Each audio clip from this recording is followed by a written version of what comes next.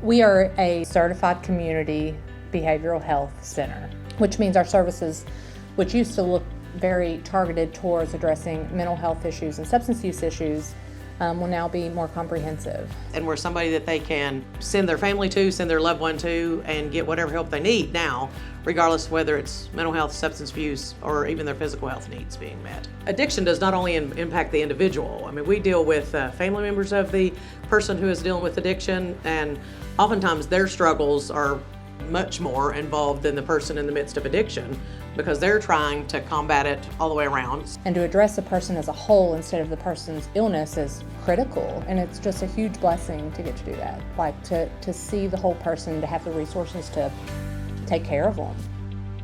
The previous addiction director was involved in the coalition when it very first started, and the goal was completely different then. She felt like it was important that a person in recovery was represented on the coalition, and I'm a person in long-term recovery. So that's kind of my role. Brittany is a rock star, so we certainly wanted her on board as far as knowing where peer support could be useful. And this program that we are involved with now, the project that we're doing, First Day Forward, is phenomenal.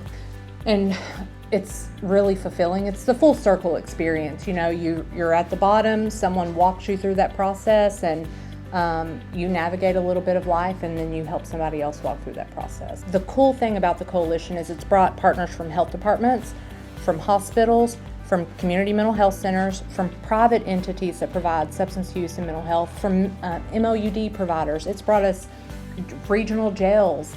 We've all come to the table to discuss an array of problems. Well, I think the thing that makes that unique is there's people there that were absolutely unfamiliar with addiction at the table, and we were unfamiliar with some of the things that they were an expert in. It's really a collaborative effort, and I think we've all kind of learned along the process. We got to try and fail.